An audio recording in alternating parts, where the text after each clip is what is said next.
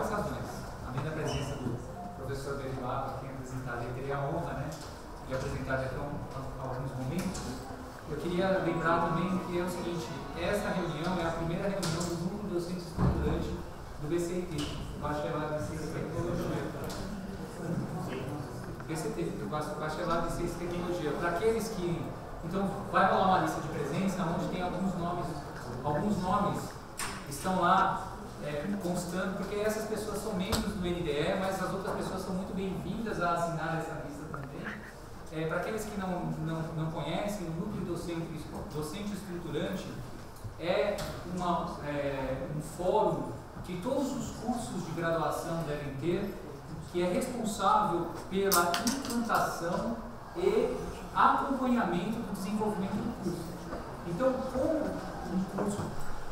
com um curso de graduação reconhecido pelo Ministério da Educação, o BCT também tem o seu NDE. E esta é a primeira reunião formal do NDE, e como parte dessa reunião, nós teremos o prazer de ter o professor Bevilacqua. Para aqueles que não sabem, a gente estava até conversando como apresentá-lo adequadamente, né? É muito difícil fazer isso. Se fosse para listar todos os prêmios, honrarias que o professor Bevilacqua teve durante a sua carreira, eu acho que ele ia ficar aqui muito mais que 2 horas e ele não ia poder falar, só eu falaria, né? Então eu vou tentar resumir assim, e eu disse isso para ele já em algumas oportunidades. Eu só estou aqui hoje por causa dele. E acho que isso serve para todos nós. Se não fosse o professor Bevilacqua, que é o responsável pelo projeto pedagógico da UFABC, do BCT, a gente não estaria aqui. Eu acho que é por isso que ele foi, a convite da coordenação do BCT e da direção do CCNH, convidado a abrir o primeiro encontro do Núcleo Docente Estruturante do BCT. Peço a todos que agradeço ao professor Bevilacqua em nome de todos, né, e agradeço a presença de todos aqui. Professor Bevilacqua, muito obrigado. Por favor. Obrigado. Bom, para mim, quero agradecer ao Rony esse convite. Para mim é sempre um renovado prazer estar aqui nessa universidade, né? Começamos aqui nesse terreno, não nesse prédio, numa casinha lá embaixo, né? Que muita gente lembra ainda, né? E hoje, então, estamos diante de uma universidade que se apresenta, né, no contexto brasileiro aqui, universitário, com bastante sucesso, né? E com um papel que eu acho que é um papel novo, que ela desempenha, né, e vai continuar desempenhando. Então, eu quero fazer essa apresentação. Talvez esteja um pouco longa, eu vou talvez ir um pouco rápido em alguns slides, mas e concentrar um pouco naqueles que são de maior importância. A primeira parte que eu queria me referir, aqui não tem aquela coisinha não, né? Bom, tem importância. Tem? É a história. Eu acho que falta-nos muita história no Brasil, em todos os aspectos, particularmente na vida universitária. Então, dentro desse contexto, nós podíamos ver, em primeiro lugar, a história do universo e a história do conhecimento. Quero comparar essas duas coisas rapidamente, né? História do universo tem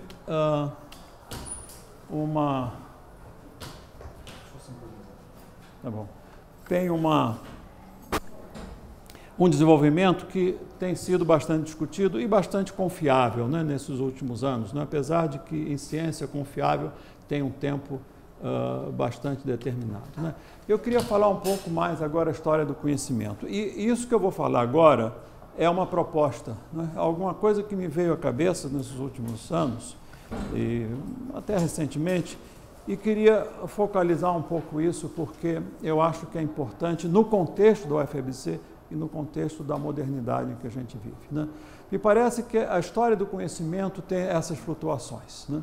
Tem uma fase onde há uma densidade baixa, muito espalhada, né?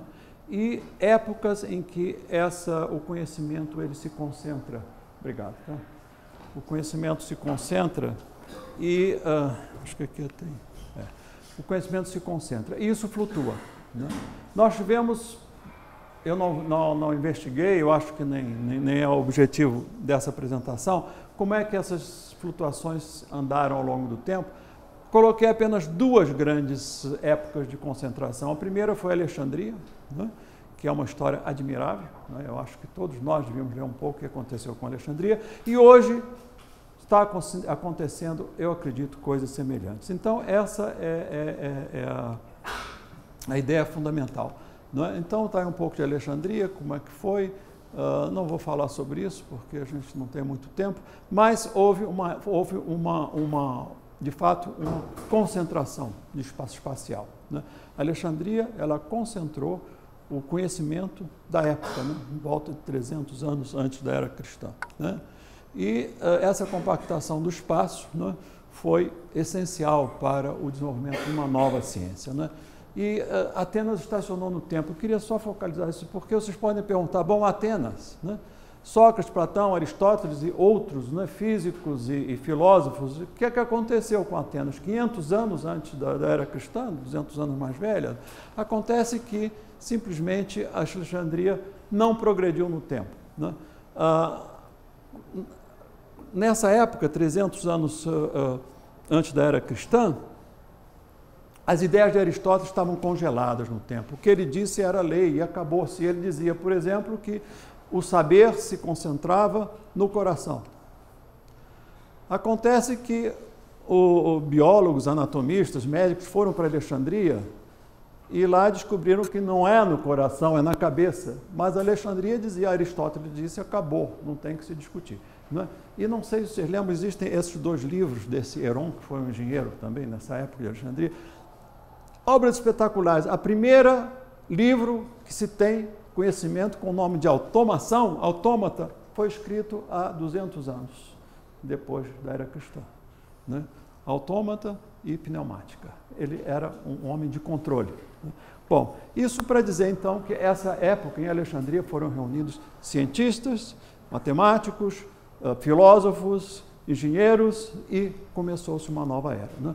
Bom, então, a partir disso, vamos ver, e no século XX? Então, agora eu dou o salto para o século XX. O que está acontecendo? Né? Muita coisa que eu vou dizer aqui eu já disse em palestras anteriores, mas não dá para evitar. Né? Então, como tudo começou? Nós, hoje, não há mais questão nem de espaço nem de tempo no nosso mundo. Né? Os espaços são completamente irrelevantes. Eu me comunico com qualquer pessoa daqui, esteja na Sibéria, esteja na China, nos Estados Unidos, seja aqui do lado. Né? Então, não há espaço e nem tempo. Isso se faz imediatamente.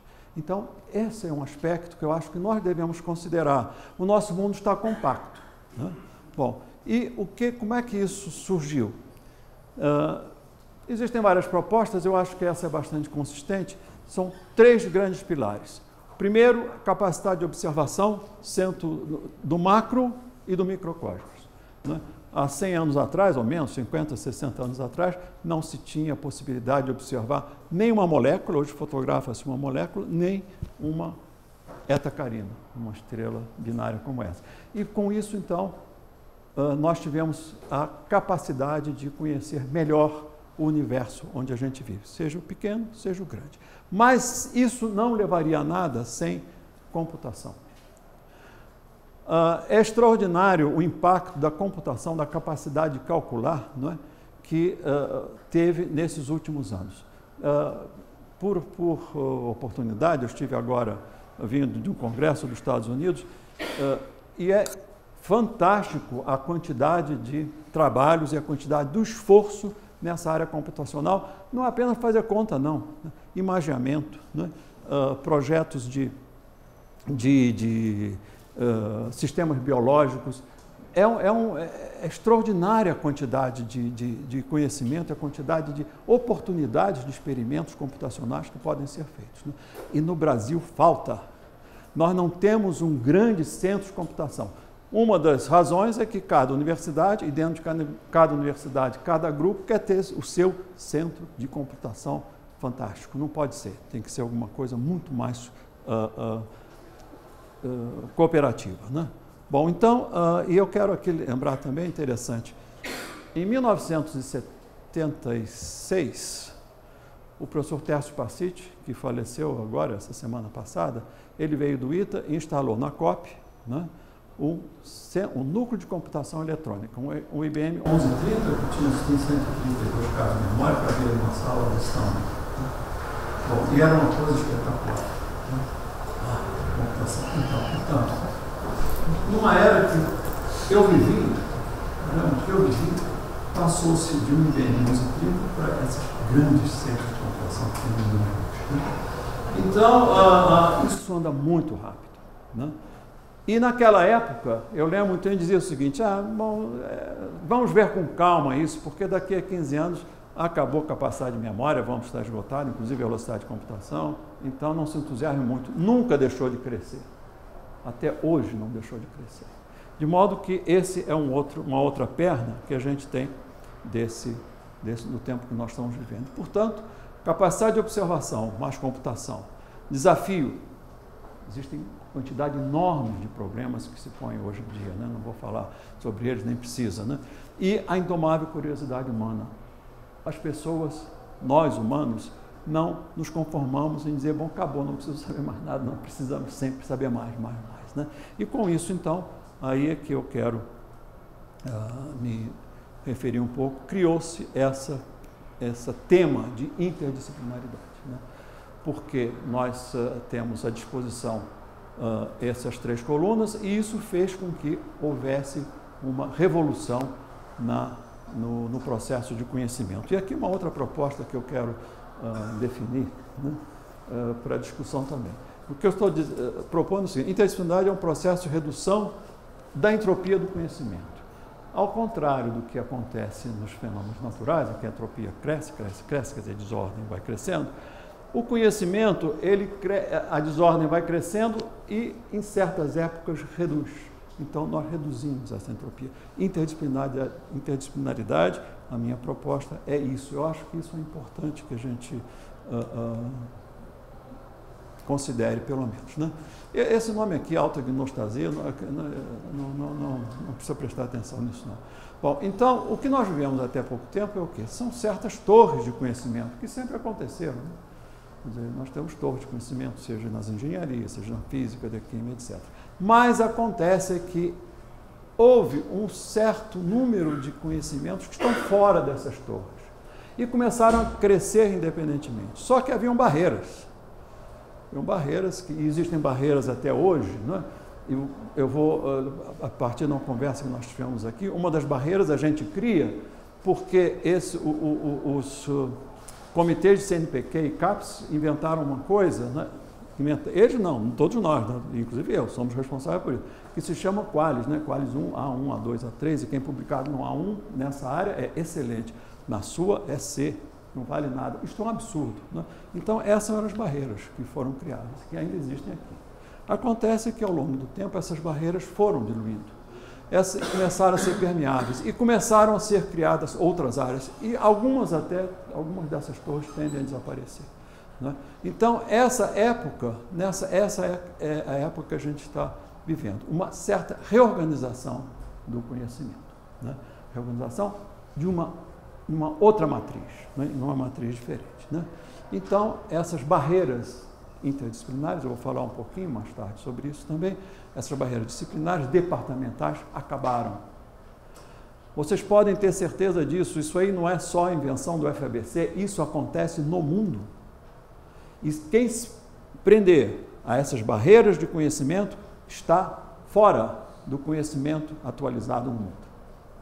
Vai ficar totalmente fora. Bom, então, essa é uma onda de choque, eu vou passar um pouco rápido sobre isso, né? Quer dizer, isso, dada a velocidade com que isso se desenvolveu, não é? E a redução dos espaços, né? Nós criamos uma onda de choque. O que é uma onda de choque? É uma descontinuidade. Nós temos uma descontinuidade no princípio, né? Então, essa descontinuidade, ela gerou, isso aí é tecnicamente uma onda de choque, né? E numa onda de choque, a gente não nada. Uma onda como essa não se nada, a gente surfa. E para surfar, nós temos que ter certos instrumentos, temos que ter uma prancha, no caso, né? De modo que mudou a técnica, mudou a visão de mundo, né? Então, é preciso que a organização tradicional esgotou-se, né? Isso, há pessoas até absolutamente com frases ou com ideias bastante fortes sobre isso, né? Dizendo que acabou, a universidade como era não existe mais. Esqueçam porque ela não existe mais. Não há muito tempo para preparar, isso aí vocês já viram. Quer dizer, um exemplo típico é o meu, para a minha vida e a vida de alguns de vocês, pelo menos quando eu comecei a dedicar à universidade. Antes disso, então, nem existia computador, era tudo régua de cálculo, fazia conta na mão, né? Um sistema de equações de 5 linear, né? De 5 equações, 5 incógnitas, era um desafio, tem que fazer tudo à mão. Bom, então, dessa época de 1976, né, até hoje, né, nós tivemos um avanço extraordinário, de modo que não há muito tempo, né? É preciso assumir riscos. Como é tudo muito indefinido, quer dizer, quem nada daqui até lá não assume muitos riscos. Vou chegar lá, pode demorar mais, demorar menos. Quem anda numa onda de surf como aquela pode cair. Então, é diferente. Então, temos que assumir riscos. Tem-se que estar preparado para rápidas mudanças de rumo também. É necessário questionar velhas regras e lutar por novos estatutos mais flexíveis. Não é? A nossa tradição é muito marcar uma reunião ou fazer um grupo de trabalho para quê? A reunião a gente marca cujo objetivo, cujo resultado frequentemente é marcar uma nova reunião. Não se resolve nada, quer dizer, reunião para marcar uma nova reunião. Então, é preciso mudar isso. Necessário haver uma prancha, tecnologia de informação acho que é uma delas, no nosso caso, e de qualquer forma é preciso estar preparado para cair e levantar, né? Bom, então essas são alguns dos nossos desafios. Bom, a partir disso, então vamos ser um pouco mais concretos, vamos fechar um pouco o foco e dizer, bom, tá bom, está tudo errado, entre aspas, né? Não é bem assim, desculpe o meu exagero, mas é preciso mudar, mas como? Então, tem 4 ou 5 ideias, né, que eu quero reforçar novamente para uma nova universidade e que estão muito, né, dentro do aspecto, dentro da filosofia que foi introduzida para desenvolver o projeto pedagógico desta universidade, né? Bom, então, a primeira é o seguinte: a universidade não é um lugar onde prioritariamente se ensina, mas onde, sobretudo, se aprende. Eu vivo dizendo isso, mas parece que eu não consigo me comunicar, porque os resultados não são muito favoráveis. A universidade não foi feita para ensinar, essa é a nossa cultura, mas nós temos que mudar isso. A universidade foi feita para se aprender. E no mundo de hoje, onde não há espaço nem tempo, não há mais diferenças muito grandes entre alunos, estudantes, graduação, pós-graduação, professores, funcionários, todos fazem parte de uma mesma comunidade, né? E isso é fundamental. Então, é preciso que se insista nisso. Os docentes, os professores não estão para dizer, olha, os alunos vão aprender aquilo que eu ensino. Não é verdade. Nós vamos abrir caminhos, né? Conversar com eles, explicar, resolver dúvidas, né? Apontar as áreas que são mais importantes, pelo menos dentro do conceito que a gente tem, né? Que não são únicos, quer dizer, existem outros, né? Mas quem aprende são os estudantes. No dia em que as universidades brasileiras entenderem isso, e os professores de primário e secundário também, né? De colégio, eu acho que já teremos dado um salto gigantesco, né? Quer dizer, as pessoas são inteligentes, né? Vocês imaginem que por trás, que no fundo essa atitude típica que acontece muito no ensino médio e fundamental, né? Na universidade também, mas talvez menos, é que o aluno é incapaz. Eles são coitadinhos e vão aprender porque eu vou ensinar. Não são seres autônomos e independentes que podem aprender sozinhos, né? Então, é preciso que isso seja recuperado, né? E a universidade tem que levar isso adiante, né? Não é porque o aluno passa que ele aprendeu. Ele aprendeu porque ele estudou, né? Então, isso é fundamental que a gente entenda, né? Portanto, é preciso que haja uma redução. Uma das coisas, não? Não. Como é que volta?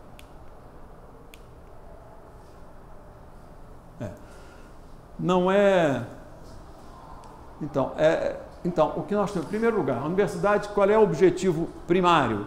É formar pessoas que sejam capazes de andar com as suas próprias pernas, não é?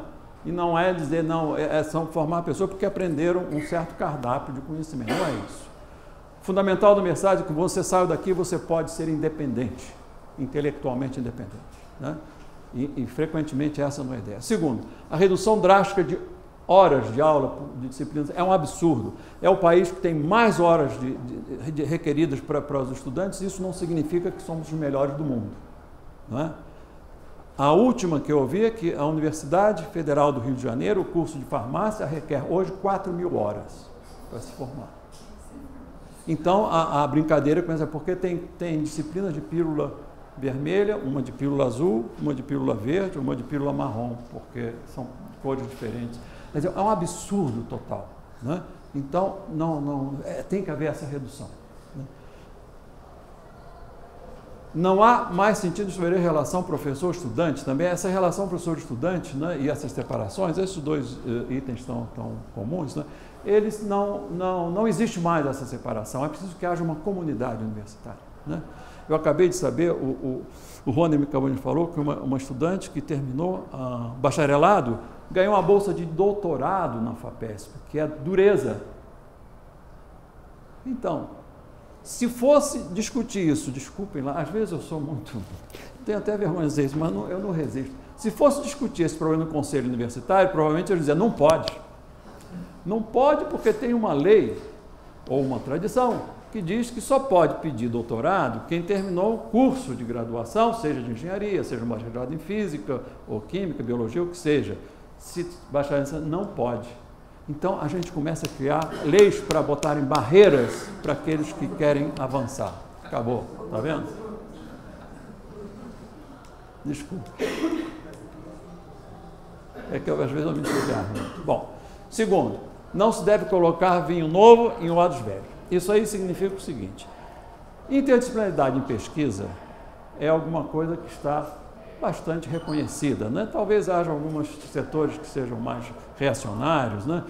As engenharias costumam ser um pouco mais reacionárias em todo esse processo, né? Mas, em geral, há um reconhecimento de que essas barreiras já se romperam e a pesquisa interdisciplinar é bem sucedida. Entretanto, quando a gente estabelece os nossos cursos, as linhas mestras dos cursos, é tudo o quê? É tudo disciplinar, não é? Porque eu estou com bastante velho, né, 77 anos. Eu fiz o meu curso de engenharia, comecei em 1955, primeiro ano de engenharia. Eu tive Física 1, depois nos outros 3, Física 1, 2, 3 e 4. Aí eu tive Cálculo 1, 2, 3 e 4. Aí eu tive Química 1 e 2, não tinha 3 e 4, porque a engenharia não precisava. E assim por diante. Hoje, na UFRJ pelo menos, tem o quê? Física 1, 2, 3 e 4, tem Química 1, 2, 3 e 4. Tem... Não é possível. Quer dizer, se a ciência deu um salto desse jeito, não é? Então como isso não se reflete nos cursos, né, nas ementas e nas novas orientações? É impossível. É porque é difícil de fazer isso, dá muito trabalho, né? Então, esse é o grande a ideia que está nesse tema aqui. Então, é preciso que essa estrutura curricular mude. E é por isso que o FABC, isso aqui eu vou botar, você já sabe, mas eu queria comentar um pouco sobre isso, né? Então, teve essa proposta, né? Não vou discutir muito sobre isso, mas vamos pegar o primeiro, estrutura da matéria, né? Então, certamente vocês já devem ter conhecimento, não está careca de saber, que um dos grandes temas da nossa de pesquisa hoje é relativo a multiscala, problemas multiscala, que começam no escala macro, média e micro. Isso é a estrutura da matéria. Isso é um tema que está sendo investigado. Então, por que não estruturar, dividir? Não é que se vá de física, química e biologia, né, acabar com isso, não. É ver o que é essencial. O que um físico entende como estrutura da matéria dentro dessa multiscala? O que um químico entende, o que um engenheiro entende, o que um biólogo entende? Então, é preciso que eles se juntem e definam as linhas mestras dessa área. Né? É reorganizar a estrutura para que, quando se estude química, alguém fala sobre o estudo da matéria. Física fala sobre o estudo da matéria. Engenheiro fala sobre o estudo da matéria, pessoal de materiais. E parece que são coisas diferentes. Os estudantes têm que saber aquilo que é essencial. As aplicações, eles são inteligentes o suficiente para levar adiante. Então, e como isso, né, várias outras. Depois, se tiver perguntas, eu esclareço, porque tem muita coisa para falar sobre isso. Né? Agora, isso é sempre uma grande discussão. Né? Aqui, às vezes eu falo na FRJ, muita gente é contra isso, diz que não adianta nada, é física 1, 2, 3 e 4 mesmo, sempre foi assim. Tá? Bom, e química a mesma coisa, e o resto a mesma coisa. Bom, então, agora, por felicidade, né, há uns anos atrás, isso eu estava lá no FRJ, né, veio um dos diretores do Helmholtz Institute, porque dentro desse Ciências Sem Fronteiras, né, para a cooperação. E ele apresentou, eu botei, estava em alemão, eu botei em português. Ele apresentou quais são as grandes linhas de pesquisa do Helmholtz. Vocês vejam aí, não preciso falar. O que eles privilegiam em termos de pesquisa? Estrutura da matéria, energia, é a mesma coisa, estrutura da matéria, são as mesmas palavras, inclusive. Né? Então, eu fiquei muito feliz, estamos certos. É esse o caminho que a gente tem que dar, porque essa é a demanda que se tem hoje. É uma demanda diferenciada. Né? É a mesma ciência reorganizada, né, para atender as demandas do mundo que a gente está vivendo hoje. Né? Além disso, também, porque a gente tem um pouco de... sempre que segue os outros. Princeton 2008, depois do FABC, hein? Veja o que está escrito aqui. By breaking down traditional disciplinary barriers. Eles começaram um curso também dedicado à ciência e tecnologia, e um dos tópicos fundamentais para eles é: não há mais barreiras disciplinares. Né? Então a gente fica... eles vão se preparar então para pessoas excepcionais para um major, quer dizer, para uma disciplina, quer dizer, em qualquer área dessa disciplina. Então, o mundo está caminhando. Ainda há por aí qualquer pesquisador, qualquer área de pesquisa precisa de um fundamento em várias áreas do conhecimento. Quer dizer, essas universidades, elas estão caminhando também nesse sentido. Eu peguei um exemplo, existem vários exemplos. Tá? Eu queria, não coloquei aqui, mas a Universidade de Berlim, a Universidade Técnica de Berlim, hoje admite estudantes do primeiro ano e eles são livres de fazer qualquer coisa, não tem nada que possa ser escolhido. Ou melhor, tem uma oferta de disciplinas que são absolutamente gerais. Quer dizer, gerais não é que sejam superficiais, mas em várias áreas do conhecimento. E os estudantes fazem isso no primeiro ano, todos fazem isso. Tem que fazer isso, para abrir a cabeça. Muitos deles, eu tive isso, o Adelaide esteve comigo nesse congresso em Brasília, de um reitor, né, de uma dessas universidades. Né? Quer dizer, não é da Universidade de Berlim, mas é em Berlim também. Foi ele que comentou isso por causa da filha dele, que fez esse curso e depois do primeiro ano virou-se para o pai e disse: isso é uma maluquice, porque eu fiz um monte de curso, não sei para que serve. Aí continuou. Depois foi fazer o doutorado e voltou para o pai e falou: agora eu entendo por que eu fiz esses cursos. Realmente isso faz a diferença. Então, o mundo está caminhando nesse sentido. E eu vejo aqui no Brasil pessoas que reagem. Vão reagir até o momento em que vier um grande número de livros-textos com essa orientação, aí todo mundo adota. Porque nós somos vítimas desse terrível complexo de inferioridade. Né? Porque eu apresentei esse projeto uma vez na Europa, num país da Europa, e depois da apresentação, me perguntaram assim: vocês copiaram isso de quem? É assim que eles nos veem. E não estavam dizendo para me humilhar, não, isso foi perfeitamente, porque a imagem que o Brasil leva para o exterior é o seguinte: nós somos excelentes copiadores, mas não inventamos nada. Né? Bom. Então formaram-se essas novas concentrações, né? Porque não existe termodinâmica para físicos, para químicos, para biólogos, por exemplo, só existe uma termodinâmica, né? É só uma. Senão é um absurdo isso, então tem que se dar o essencial dessas coisas, né? Bom, disciplina de conteúdo aberto, isso não vou falar muito não. Isso aqui é outra coisa interessante. Começou na França no ano passado uma série de escolas de verão com esse título: Knowledge Dynamics, e muito orientado para a parte de indústria, economia, evolução da indústria, etc. Quer dizer, o mundo está dizendo que o conhecimento é dinâmico, ele precisa de várias correntes, né? E a gente aqui, às vezes, patina.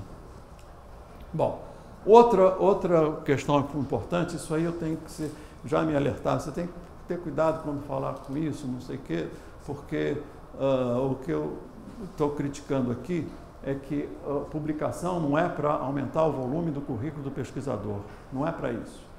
Publicação é para fazer avançar o conhecimento. Esse é o que é o grande objetivo. Mas há uma certa tendência, né, por causa dos processos de avaliação, de que publicação tem que engrossar o currículo dos pesquisadores, né, para eles poderem fazer concurso. Um exemplo aqui da UFABC, que eu sempre conto, da Paula Tiba, ela não está aí hoje, eu acho, né? Ah, ela está lá. Paula, sempre que você estiver aqui, eu vou contar essa história, porque eu acho espetacular. É uma das coisas que me fez cada vez mais convencer de que é preciso levar essa ideia, que nós precisamos fazer avançar o conhecimento. Então, a Paula fez o exame dela, né? Eu estava na banca, era o presidente da banca, não porque eu sou especialista no assunto, mas que eu sempre gostava de ver as pessoas, né? Enfim, dar um pouco o toque e a orientação da universidade, né? E depois da apresentação dela, os examinadores fizeram as perguntas, mas antes, quando ela terminou a apresentação, ela me disse uma coisa que eu nunca vou me esquecer, viu, Paulo? Mas não era isso que eu queria fazer. Ela fez uma excelente apresentação do trabalho dela. Eu fiquei com aquilo na cabeça. Depois das perguntas, eu perguntei, Paulo, você fez essa declaração, o que você queria fazer? Ela disse, eu queria trabalhar com sonho. Mas se eu fosse trabalhar com sonho, é muito difícil, tem pouca gente trabalhando, eu teria talvez 2 ou 3 trabalhos, e com 2 ou 3 trabalhos eu não poderia fazer concurso para universidade nenhuma sem chance de ser demitido. Então, quer dizer, você corta vocações para quê? Para aumentar o número de publicações. Felizmente, ela está trabalhando com sonhos agora, né? Então, isso é um exemplo vivo, né, dessa universidade, como a gente não deve, né, inclusive nos conselhos, eu acho que é preciso que isso seja discutido nos conselhos de CAPES, CNPq, etc.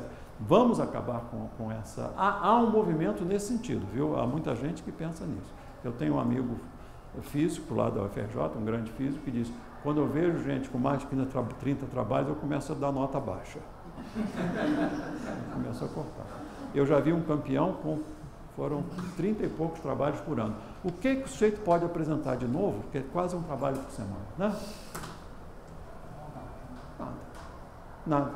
É simplesmente um nome entra num trabalho de grupo de pesquisa. Então, precisa ser revisto, né? Então, é preciso recuperar esse gosto pelo desafio e, principalmente, né, nós temos que apostar em pesquisa, e isso tem que ser levado também às agências de financiamento, que eventualmente não tem, são arriscadas, eventualmente não vai dar resultado nenhum. Sempre dá, porque a gente,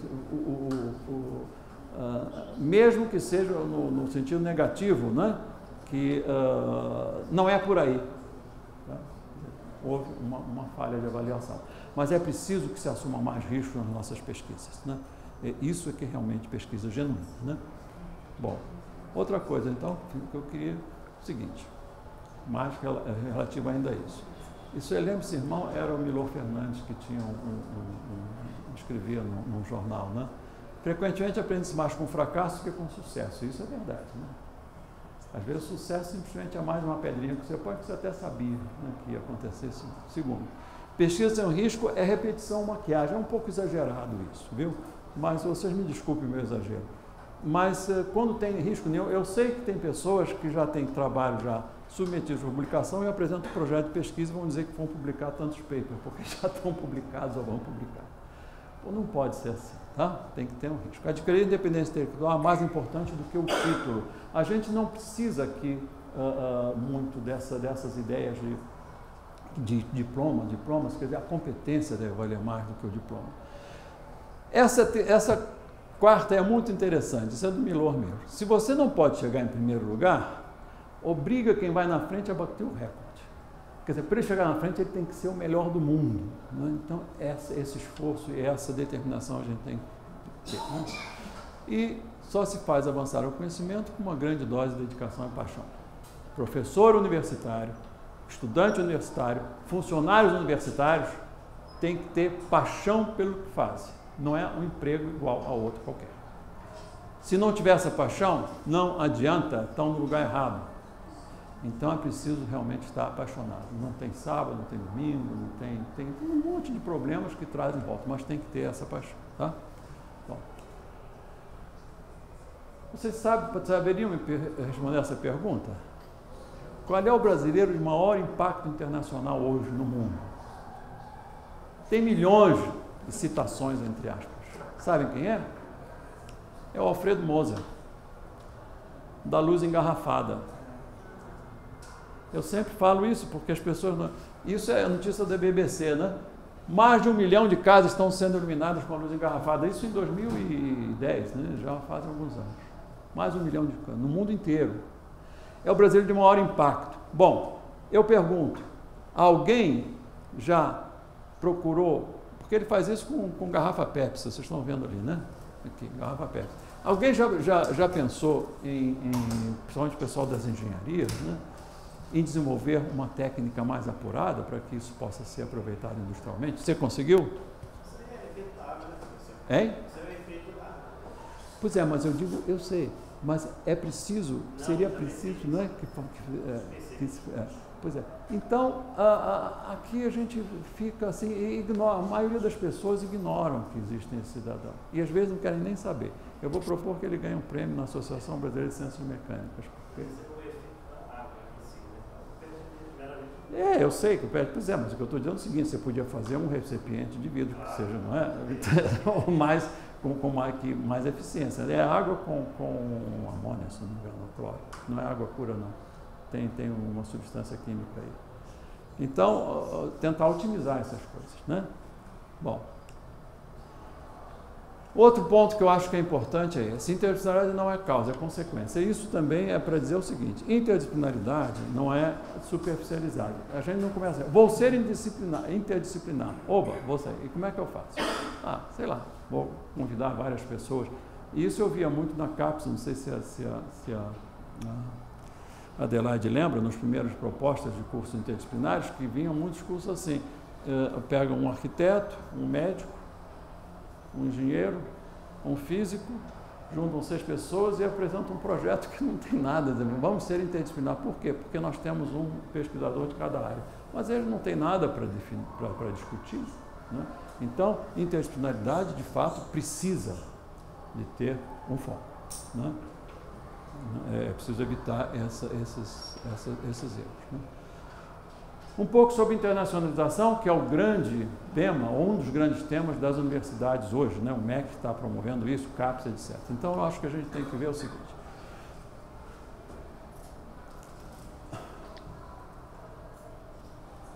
Internacionalização a gente tem que pensar direitinho, porque, primeiro, nós somos um país que tem nacionalização, nós temos intercâmbio entre as nossas próprias universidades. Isso é satisfatório? Eu acho que não. Então, isso tem que ser considerado, porque a gente quer dar um salto logo para o internacional e não sabe fazer nacional. Se vocês verem observarem nos outros países, Estados Unidos, Inglaterra, França, Alemanha, não sei, são todos o quê? Muito nacionais, porque eles têm cooperação nacional, sabem como fazer isso primeiro na terra deles. Agora vamos para a terra dos outros, ver como é que a gente... Né, age com os outros. Então, é preciso que a gente tome cuidado com isso. Segundo, a gente quando convida, quando a gente quer entrar numa parceria, né, numa outra comunidade, então uma das coisas, venham jantar lá em casa, por exemplo, mas tragam a comida de vocês, porque a minha é muito ruim. O que vocês podem esperar disso? Sabe o que isso significa? Nós não valorizamos a nossa própria produção científica. Quem publica em revistas brasileiras? Como é que são consideradas na CAPES, NPq, as publicações em revistas brasileiras? É tudo C, tudo, sei lá, não tem algumas que são B. Né? Olha, se a gente... Isso me disse um canadense, uma ocasião, num comitê de avaliação, né, de grandes projetos aqui no Brasil, fazia parte desse comitê, ele disse, olha, eu estou percebendo uma coisa aqui, vocês não valorizam o que vocês fazem, vocês fazem sanduíche e comem na casa do vizinho. Não pensem que nós vamos valorizar, não. Se vocês não se valorizam, azar de vocês. Então, é preciso que a gente levante um pouco a nossa cabeça. Tá? Então, é preciso que haja... E eu vou dar um exemplo aqui. Bom, eu vou falar isso aqui. O ambiente cultural brasileiro, lamentável para o ensino superior técnico, essas são coisas talvez que não interessam muito agora. Eu queria passar para um outro exemplo que está mais relativo a isso. Aqui. COBEC 2014. Congresso Brasileiro de Engenharia Química está na 20ª edição. Portanto, se a cada 2 anos, 40 anos, se a cada ano, são 20 anos, de qualquer jeito. Bom, para vocês verem. Engenharia Química foi o primeiro programa de pós-graduação em engenharia que se montou no Brasil, na COP, em 1963. Fez 50 anos o ano passado. Formaram-se já 1.000 alunos, isso foi há uns 2 anos atrás. Hoje tem um pouquinho mais, mas vamos ficar com esses números. 688 mestres e 312 doutores. Só lá, né? Fora no Brasil inteiro, porque começou lá e isso depois multiplicou-se. Bom, então vamos ver o que acontece no 20º Congresso Brasileiro de Engenharia Química.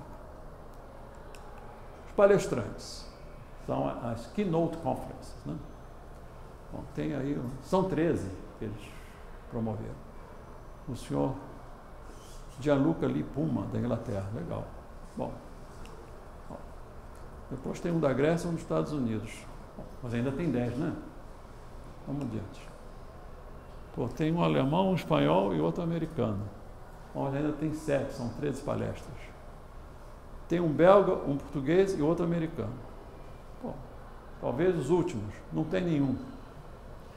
Como é que se monta um congresso brasileiro de engenharia química e não se coloca um palestrante brasileiro no congresso? Isso é uma vergonha.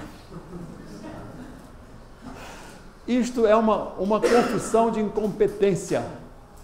Todo mundo que vem para cá, se eu fosse num país e me apresentasse esse esquema, dizendo, pô, nós formamos, só aqui a COP formou de 1.000 povos, isso não vai ser na COP não, mas não importa. O Brasil já formou mais de 1.000 doutores em engenharia química, não sei o que, e você não tem um para apresentar. E tem, o pior é que tem. Né? Por que isso? E aí a gente quer ser internacional. Qual é a imagem que a gente leva, né, de internacionalização para essas pessoas? Eu acho que é uma imagem que não é muito boa, pelo menos. Né? Isso aqui são outras coisas parecidas também. Progresso, isso aqui, está aproveitando o Valdecir está aí, da matemática, deve ter outro. Isso eu achei uma iniciativa muito boa. Recebi um e-mail agora, ontem ou anteontem, de uma iniciativa dos jovens pesquisadores de matemática.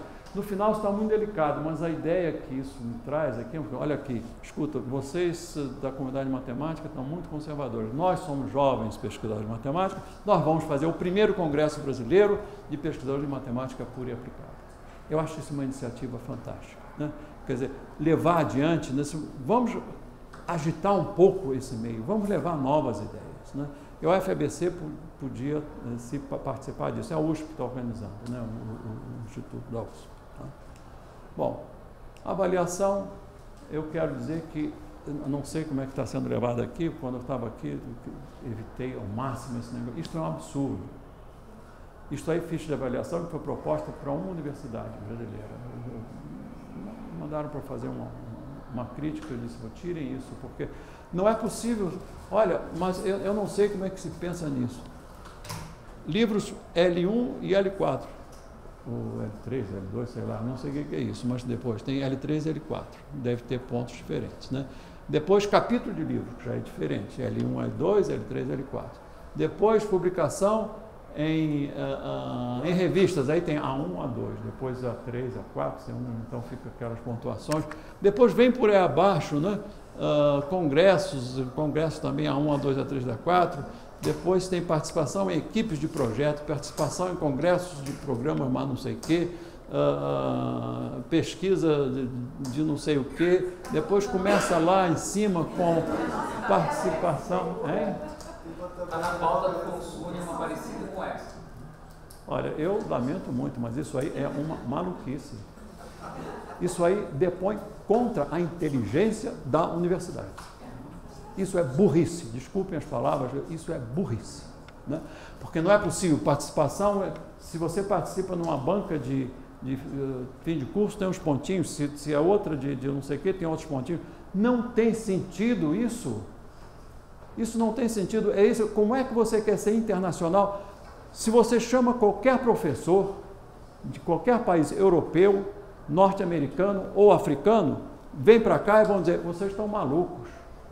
Isso não é universidade, isso não é comunidade acadêmica. Né? Então, pelo amor de Deus, evitem esse negócio. Porque isso não tem sentido, isso é vergonhoso, não é? A gente apresentar uma coisa dessa. Né? Que pena que, pô, eu pensei que vocês dissessem, aqui não é assim. Pelo amor de Deus. Bom, isso aqui vocês já conhecem. Cognição foi um dos outros pontos também que nós levamos aqui na iniciação dessa universidade, ficou ligado à matemática, né? E foi outro tiro certo. Existem dois grandes programas hoje, né? Tanto European Human Brain Project, que esse tal senhor Henry Markram, não sei se vocês conhecem aí, ele tem 1 bilhão de euros para fazer um projeto de um cérebro humano. E tem uma iniciativa americana também, que é no mesmo setor.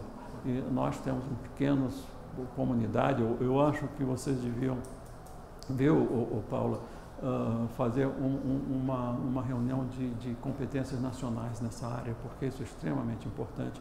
É uma das áreas que vai avançar muito nesse nosso século XXI.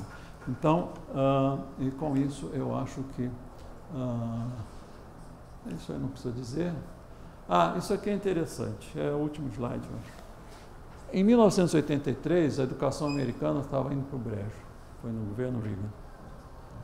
Então, eles escreveram com um comitê, ele convocou um comitê de reitores e professores, pessoal da indústria, inclusive, de governo, e escreveram um documentozinho que se chama A Nation at Risk. Vocês podem pegar isso na internet, que está livre. Então, logo na primeira ou segunda página está escrito isso. Se um país não amigo, né, ou uma potência não amiga, tentasse impor nos Estados Unidos, na América, né, uma educação medíocre, isso, como existe hoje, naquela época, isso poderia ser visto como um ato de guerra. O que eles estão dizendo? Se houvesse alguma nação não amistosa dos Estados Unidos e quisesse interferir lá para colocar, diminuir a educação, isso seria suficiente para declarar guerra. Né? Essa é a importância. Bom, e aqui no Brasil eu diria que isso é assim.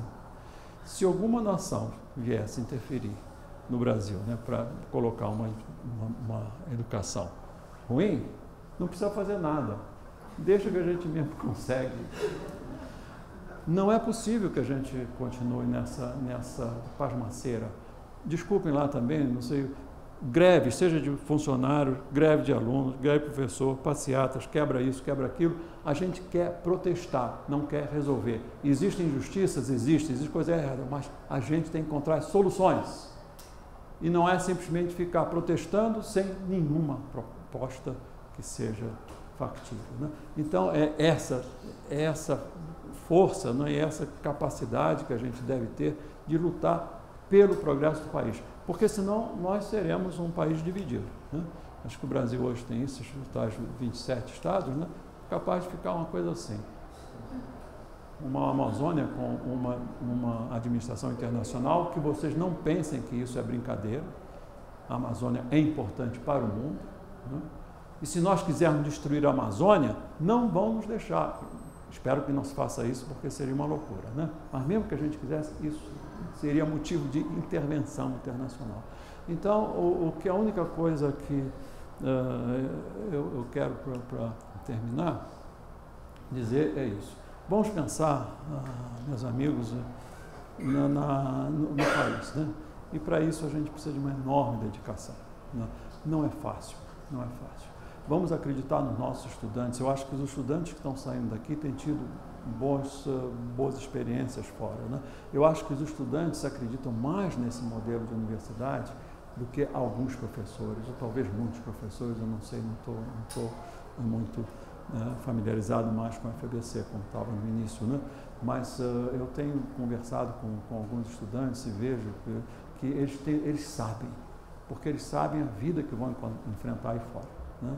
Eles sabem como é que o mundo está mudando, às vezes muito mais do que algum professor que saiu de uma matriz do conhecimento e não quer sair fora daquela matriz, porque dá trabalho.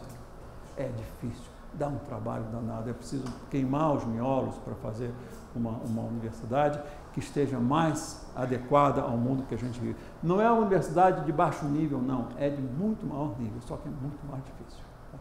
Bom, então, Rony, é isso que eu tinha a dizer e espero que tenha levado algumas ideias. Peço desculpas às vezes pelo meu exagero de certos entusiasmos, mas eu amo esta universidade, eu queria que ela fosse a melhor do mundo, não é só a melhor do Brasil como já é, não. Eu queria que fosse a melhor do mundo. Obrigado.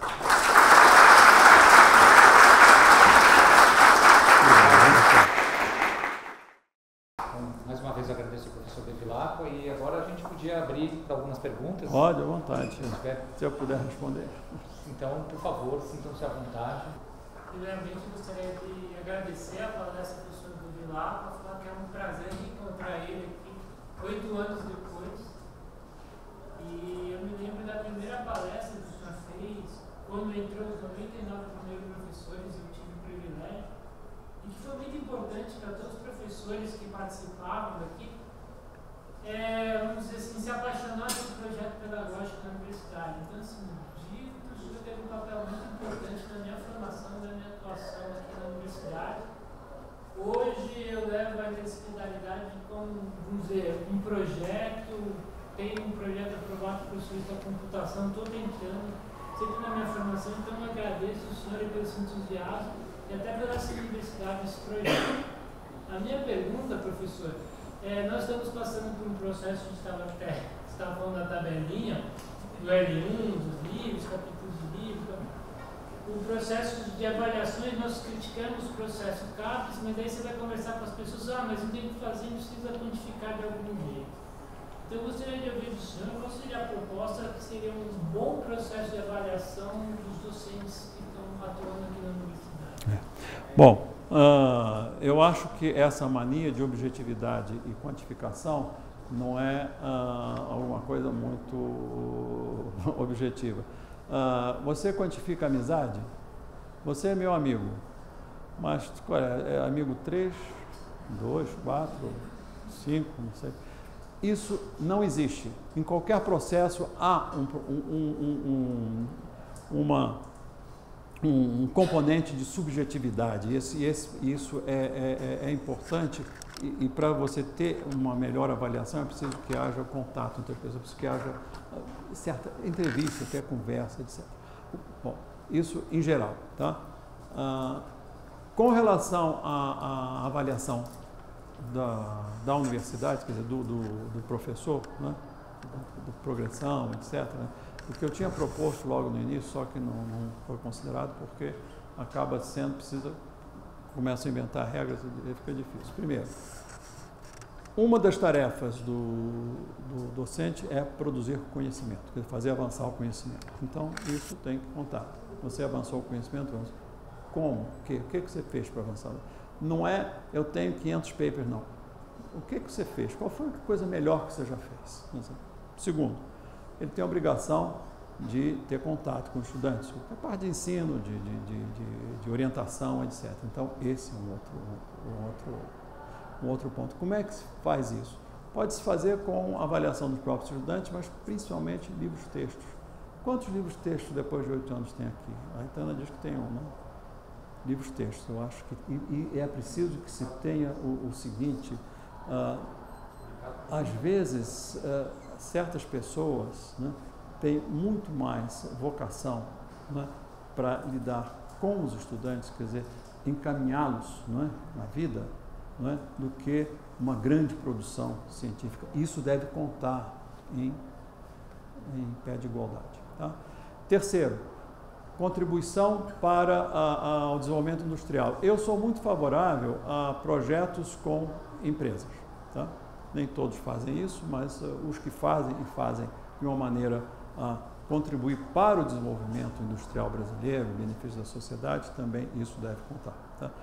E como ele é reconhecido também pelos seus pares fora da universidade. Né? Eu acho que é importante. Você, às vezes, é membro de comitês fora, convidado para palestras, né? Para conferências. Se for químico, está roubado, viu? Porque não vai ser convidado nunca. Mas em outras áreas talvez seja, né? Associações. Então, compõe essas coisas. Né? E isso é que vai dar a orientação para a promoção. Né? Você pode, digamos, pegar padrões, né, de comparação, etc. Mas nunca pontinho, isso vale 5, vale 6. Se eu voltasse para cá e quisesse fazer parte do corpo docente, eu seria imbatível, porque nessas coisas aí, quem foi reitor começa com 100 pontos. Então, posso ser um total imbecil na minha área, mas eu fui reitor, então começo 100 pontos.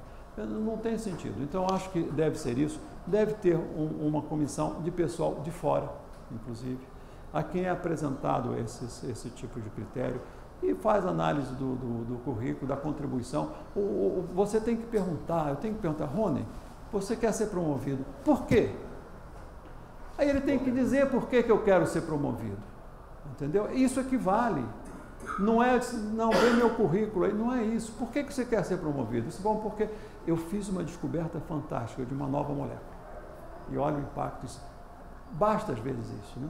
Ou então eu escrevi um livro-texto, ou 3 livros-textos, que compõem essa estrutura da matéria, energia, etc., conforme é o ideal dessa universidade. Isso basta, entendeu? Quer dizer, você não tem que, depois de um certo tempo, né, a universidade sabe as pessoas que estão nessa fase de promoção, de avaliação, e tem que perguntar às pessoas, o que você fez, por que você quer ser promovido? Você já pensou nisso? Por que você quer ser promovido? Então você, não precisa responder para mim agora, não. É simplesmente para você refletir. Eu acho que isso é importante, porque eu fiz isso. Né? Isso não se pergunta às pessoas. É absolutamente computacional. Né? Você põe lá no computador o seu currículo, ele conta quantos A1, A2, A3, não sei o que. Não faz mal. Não faz mal. Mas tem que ser isso. Vou apanhar. Soraya, proteja. Porque isso equivale. Eu não sei se vocês... no tempo que eu estudei em Stanford, sabe como é que eles faziam? Um dos critérios de aprovação, de promoção. Rony, está na área de física. Eu não tenho física para Berkeley. Ô, fulano, você é do departamento de física de Berkeley, está nessa área toda. Você conhece o Rony? Claro que eu conheço. Tá bom, mas não é só isso. É ver se as pessoas têm algum impacto, se elas são conhecidas, entendeu? Mas até isso eu acho que não precisava ser. O que eu acho que seria essencial é isso. Escreva por que você quer a sua promoção. Porque eu fiz isso. O que vale mais do que você ter o seu próprio testemunho, né? Quer dizer, eu quero ser avaliado por isso que eu fiz. Né? Então, eu acho que isso equivale. Eu falo demais, sabe? Mas, só que isso jamais será aprovado. A gente pode tentar terça-feira. Tenta terça-feira. Luciano.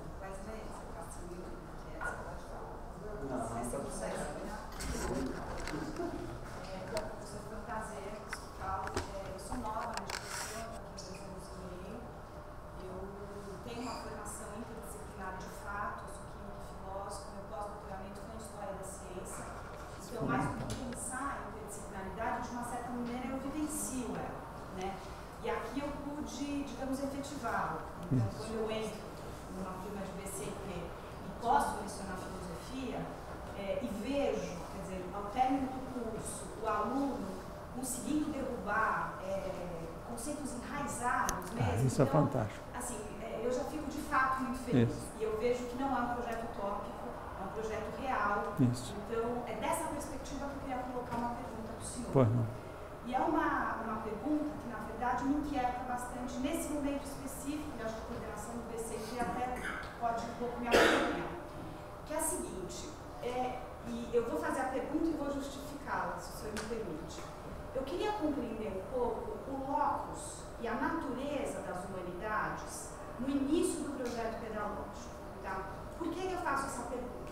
Como eu disse para o senhor, eu sou nova na casa, mas eu percebo, e aí, como é o âmbito da percepção e não do conhecimento, a minha percepção pode estar equivocada, mas eu percebo uma certa tensão, para usar um vocábulo um pouco neutro, no BCA, entre, digamos assim, alguns docentes e estudantes do BCIT e do BCH. Por que eu coloco isso? Parece que o BCH ele foi há alguns anos, ele foi construído posteriormente ao BCIT, com a ampliação da universidade, embora o eixo de humanidades já esteja presente desde o início. E aí, por isso que eu estou perguntando para o senhor, quando o senhor estruturou, qual era a natureza e o locus desse eixo? Por quê? Porque eu sinto que, do ponto de vista dos docentes que lecionam as chamadas humanidades, esses docentes, nós estamos crescendo, nós temos a ambição de fazer as nossas pesquisas, temos as nossas especificidades, absolutamente plausível, mas, ao mesmo tempo, é cobrado legitimamente que nós estamos aqui, e eu acredito nisso, para formar também os estudantes do BCIT. Mas muitos dos colegas do eixo de humanidades, até por ter esse crescimento automático e legítimo da universidade, fica como se fosse uma tensão. Então eu vou ficar no BCH, eu vou para o BCIT, mas se eu for para o BCIT, eu vou estar sendo uma ferramenta? O senhor me entende onde eu quero chegar? E eu estou sentindo um pouco essa tensão. Como a interdisciplinaridade não pode ser vista dessa maneira, quer dizer, quando eu dou um curso de filosofia para um aluno do BCIT, do BCH, é o mesmo curso. Isso. No limite, ele tem que ser o mesmo curso. Isso, exatamente. Como, então, conduzir essa discussão para dentro da universidade para tentar implodir essas dicotomias?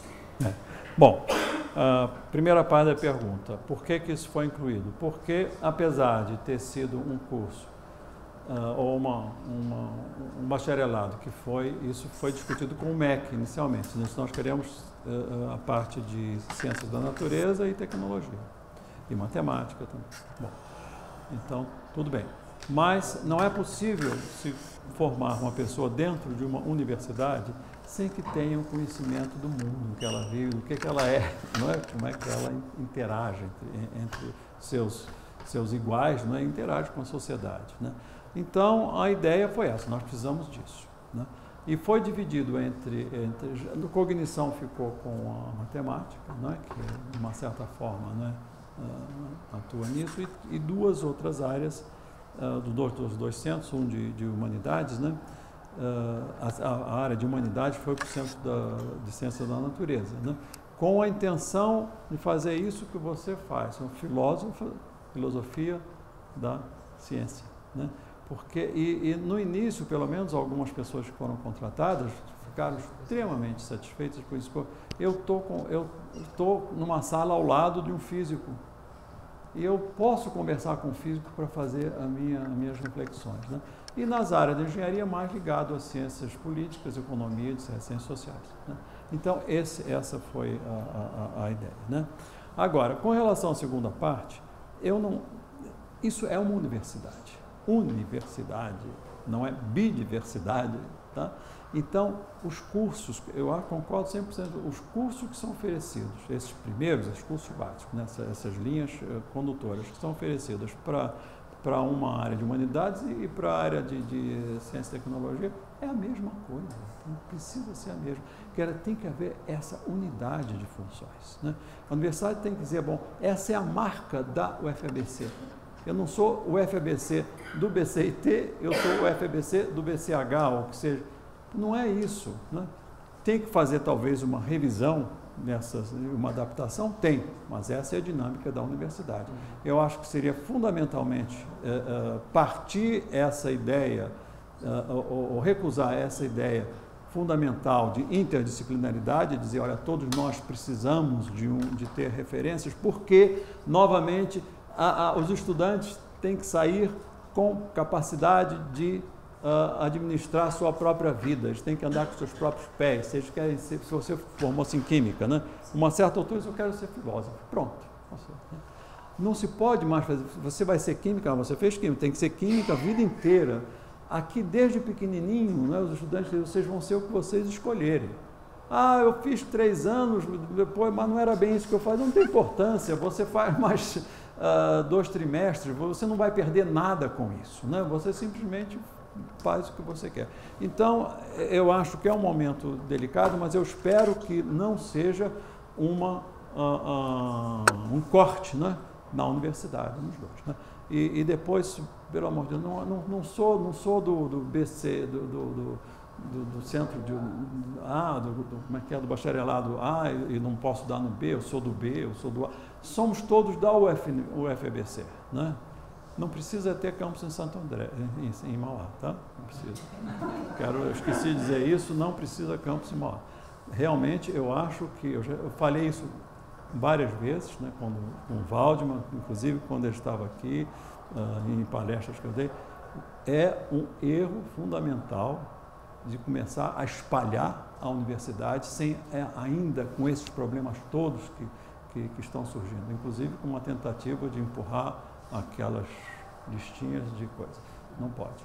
Então é preciso consolidar isso muito bem, viu? Eu acho, quer dizer, porque essa minha resposta é um pouco no contexto do que você perguntou. É preciso que a universidade pare agora de contratações. Pare. Contratações e crescer em estudantes, pare. Vamos ver o que nós somos, aonde nós chegamos. Vamos rever o nosso modelo, né, e ver se está realmente atendendo aquilo que é a proposta original, se é isso que se quer, né? Então, eu acho que isso é importante. A nossa tendência de contratar, eu espero, inclusive, que aqui não se use alguma coisa que tem se usado em algumas universidades, eu acho que menos hoje em dia, mas era muito comum. Você abrir disciplinas para contratar professor, porque eu tenho um fulano que eu conheço, que é esse, não é você não, é aquele lá, e esse cara precisa entrar para a minha universidade. Mas o que ele sabe? Então, vou abrir um concurso para aquela disciplina. Você faz a ementazinha que cabe no chapéu, Isso não existe. Não é assim que se faz uma universidade, né?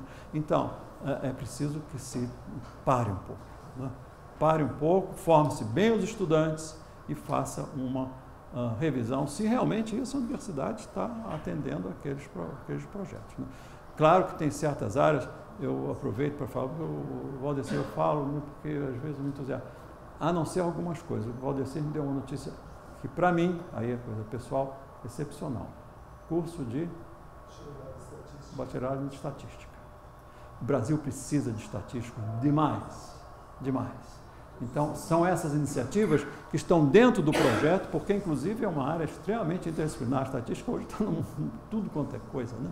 E atende uma necessidade importante, né? Tá certo? Então, tem que ter bom senso, a gente tem que ter coragem, tá? Posso completar? Pode. O CCNH não quer perder o H do CCNH. Isso. Nós achamos que é muito importante a nossa área de número. Claro que é. Sem ela, eu sou de física, eu sou diretor do CCNH, eu sou da área de física de formação. Eu acho que a gente tem uma coisa que é fundamental, que agradeço, o professor Bevilá, a professora Adelaide estava em tratação aqui. Talvez a gente é o único curso de física do Brasil que tem uma disciplina de filosofia como disciplina obrigatória do curso, graças ao BCT. Eu sou avaliador do MEC e nunca achei nenhuma escola que tem um curso de filosofia como obrigatório. Tem religião como obrigatório, mas filosofia não. Nas confessionais, religião é obrigatório. É obrigatório, é verdade. Mas não é, filosofia não é. E a gente tem aqui filosofia e tem ciências sociais como obrigatórios. Beleza. Perder isso vai ser muito ruim para a gente. Isso. Professor Wesley, que estava animando, formiguinha aí.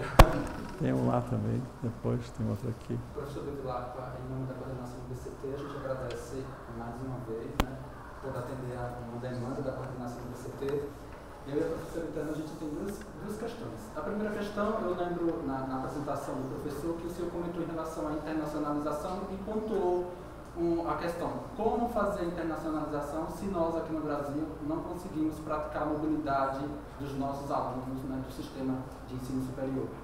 Eu, como coordenador do BCT atualmente, tenho me esforçado e tenho tentado conversar com outros coordenadores de DI na tentativa de realmente praticar essa mobilidade mais flexível e mais natural. No seguinte sentido, o aluno ele é egresso de um BI, de um BCT, no caso do Bacharelado em Ciência e Tecnologia, ele pode, né, a partir da UFABC e das decisões dele, buscar a sua formação em outra instituição. Isso. Mas encontro muitas barreiras em relação ao processo, as barreiras que você apresentou aí em vários momentos, de ele é cálculo, mas ele não fez o pontinho lá, é mecânica dos sólidos B, mas aqui é a mecânica dos sólidos A. Ou seja, são cartórios nas universidades que ficam carimbando históricos de alunos, sem possibilitar que o aluno está aqui na Federal da ABC, mas que quer fazer engenharia civil na Federal do Rio Grande do Norte, não consegue ir por causa dessa condição, né, cartorial e de barreira que as universidades impõem. Queria escutar um pouco, né, de ideias sobre mobilidade. Então, eu queria... Pode falar depois. Bom, isso aí, Wesley, isso tem que ser resolvido. Eu acho que a UFABC podia ser a primeira a apresentar esta abertura. Eu sei que o UFRJ recusou um aluno que fez uns cursos como é que chama? Na França. Não, Sorbonne não, na Polytechnique. Disse que não valia os cursos da Polytechnique. Aí o que ele fez? Voltou para a França, para acabar o curso lá. Quer dizer, é uma coisa tão maluca que não tem o que se dizer, entende? Quer dizer, é um absurdo total. Então, como isso, digamos, teria que...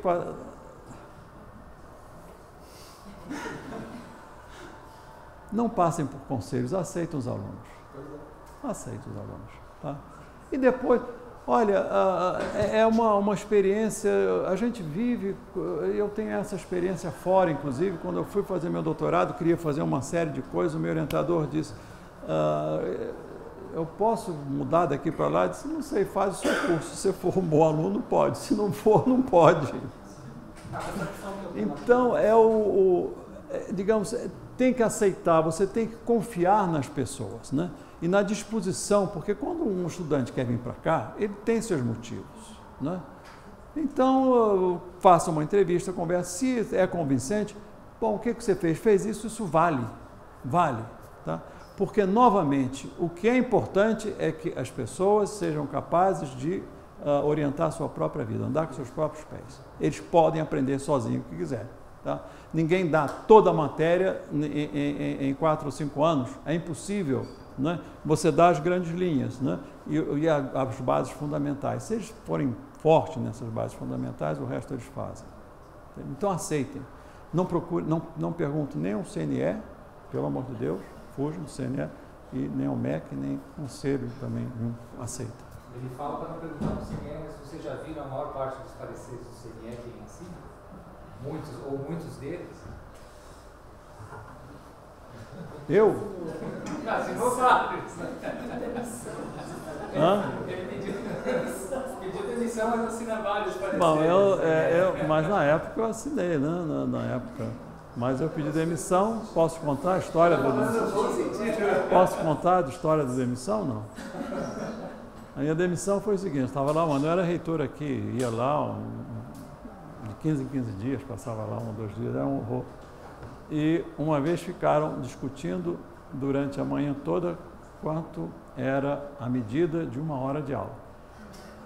45 minutos, 50 minutos ou 60 minutos, e não chegavam a acordo. Nós fomos almoçar, voltou a discussão. Depois de meia hora, eu pedi a palavra, aí me deram a palavra. Qual é a sua sugestão? Vamos convidar o Inmetro. O Inmetro vem aqui e define quanto é 1 hora de aula.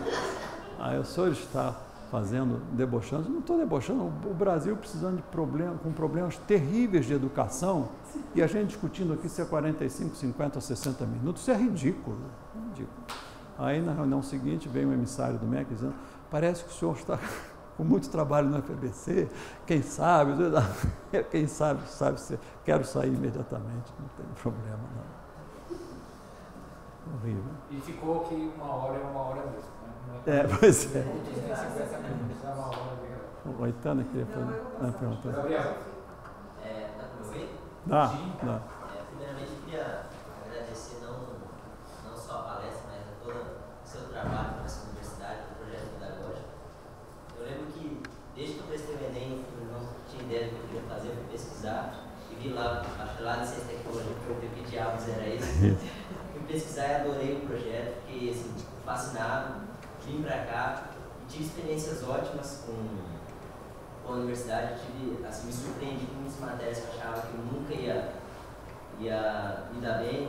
A parte de biológicas, com o Gustavo Dias, na parte de humanidades, bases epistemológicas com a Luciana, a Aitana também, e probabilidade com o Marcelo Caetano. E tive muitas matérias que eu realmente gostei muito de fazer, muitas que realmente me surpreenderam por não ser da minha área de afinidade inicial. Só que, infelizmente, eu vejo que muitos alunos às vezes entram aqui não se dando conta do que é o projeto pedagógico, de como que ele realmente funciona. Tanto os alunos quanto os professores, eu acho que principalmente os professores, porque a cabeça do aluno no primeiro quadrimestre, se os professores falam, você muda, já do professor é mais difícil. Infelizmente, a primeira vez que eu vi sobre o projeto pedagógico dentro da universidade foi o Caetano, quando eu já estava no meu terceiro quadrimestre. Antes disso, ninguém nunca comentou comigo, vai lá, explora outras matérias, vai fazer alguma coisa. Eu, por curiosidade, sempre fui atrás, mas muitos alunos, inclusive amigos meus, não vão, não conhecem e não têm essa oportunidade. E, igual eu tive docentes muito bons, também tive a infelicidade de cruzar com alguns que não foram tão bons. Isso creio que tem em toda a universidade, mas me deixa chocado às vezes ver que algum docente que está aqui, uma vez entrei em uma discussão de educação com uma determinada professora e ver o desconhecimento dela do próprio projeto pedagógico da universidade que ela já estava há um ano. Então, ver que você tinha mais conhecimento do projeto pedagógico que o docente que está administrando a matéria. E isso me deixou assim um tanto quanto preocupado. E realmente, não sei se é mais uma pergunta, eu acho que é mais um desabafo, na verdade, do que fazer. Eu sou conselheiro do Consune, sou fundador do primeiro série de Engenharia de Gestão, sempre estou tentando lutar cada vez mais pela democracia. Parabenizo também a oportunidade pelo núcleo docente estudante abrir essa reunião, que como eu já dei informe no Consune, tem núcleos docentes e estudantes que não abrem reunião para alunos, nem para representantes de alunos, algo que eu considero extremamente grave, principalmente nessa universidade. E eu queria saber do senhor, já que comentaram de quando o docente entra, uma sugestão é perguntar o que você quer dar aula no FABC. Eu vejo que muitos vêm aqui principalmente falando, o FABC não sei o que, mas falar para os alunos, a USP é muito melhor. Já tive docente falando isso, inclusive em rede social sempre tem uns que aparecem comentando alguma coisa assim. Dizendo o quê? Que eu não... Que a USP é muito melhor. Deveria ir para a USP, lá é melhor. Docente daqui falando isso. Então, é preocupante. Acho que é mais um desabafo e deixar a sugestão de, às vezes, quando for admitir o docente, perguntar por que você quer vir para cá, só para ter certeza que o docente não está se candidatando para toda a universidade e o que passar foi. Eu acho que é muito importante. Deixa eu tentar. Esse comentário que está embutido na pergunta é bastante importante. Não é que eu tentei falar um pouquinho sobre isso, mas a gente pode ser mais específico agora, né? Isso tem muito a ver com a taxa de crescimento da universidade, porque um modelo como esse, que é inédito, né, precisa ser feito de uma maneira mais lenta, de tal forma que quando os docentes eles vêm para a universidade, eles primeiro, até antes do concurso, né, eles precisam dizer, olha, é isso que vocês vão encontrar, é isso que vocês querem, precisa ter um compromisso, né? Um compromisso de aderência a esse projeto, de conhecer o projeto, né? Então, agora, isso se faz devagar. Não se pode fazer alguma coisa como tem sido comum aqui no Brasil com uma avalanche, nem de estudantes também. Quando os estudantes chegam, eles precisam ter uma palestra sempre, uma, duas ou três, o que vocês vão encontrar, né? Até fazer isso antes do vestibular, promover palestras e, digamos, apresentação da universidade para eles saberem o que eles vão encontrar, né? Qual é o mundo onde eles estão vivendo e o que eles podem esperar. Isso é fundamental, né? E isso eu tentei fazer tanto quanto possível enquanto estava aqui, inclusive mostrando que nas melhores universidades do mundo, as contratações são assim, 10 por ano, 10 professores por ano. Aqui no Brasil, tá bom, no início você pode começar com 40 para formar, mas depois tem que ir lentamente, né? E a tendência que eu vejo aqui, por pressão do MEC, inclusive, né, às vezes, é um inchamento. Inchar não é crescer. Inchar vai levar, frequentemente leva ao fracasso, né? Por isso é que eu digo, não pode. A UFABC tem que parar, né? Já andou muito depressa, né? E aqueles docentes que não estão interessados nesse modelo, o Brasil é imenso. Meu Deus, tem concurso sendo aberto. Eu acho que em vez de crescer algumas universidades, tem que fazer mais universidades, né? Então, que façam concurso para outros lugares, porque são outros modelos, né? O que foi feito aqui, enfim, bom, é uma coisa que eu acredito que o grupo que começou essa universidade, né, também acreditou no início, é esse modelo. Esse modelo é o grupo que a Academia Brasileira de Ciências, em 2004, né, reuniu e publicou um documento. É esse modelo. Não é igualzinho, mas é muito parecido com esse. Então, existem pessoas que pensam que assim é que se funciona. Outros acham que não, tem que ser aquela coisa tradicional. Tudo bem, faça uma coisa tradicional, não é mais, não aqui. Os estudantes também, então, quando o estudante entra aqui, ele tem que se sentir desafiado. O que você vai fazer? Não tem nada que você possa, a não ser um grupo de disciplinas que eu acho que deve ser, precisa ser contido, bastante, né, restrito, e o resto você escolhe, você é dono da sua vida, né? Então, mas eu não, depois de 4 anos não era bem isso que eu queria fazer, eu devia ter seguido outra linha, então faz a outra linha. Você não perde tempo ficando mais um semestre ou 3 trimestres na universidade, entendeu? Não perde tempo. Então, é preciso que... E vocês, os estudantes que estão já 3º, 4º, 5º, 6º trimestre, lá sei o quê, façam reuniões com seus colegas, apresentem a sua experiência e convidem professores para ouvir a experiência de vocês, porque vocês fazem parte dessa comunidade, né? Não existe mais essa coisa de professor lá, estudante aqui. São uma comunidade, vocês dizem, olha, isso é que a gente sentiu, o mundo, né, está diferente, né?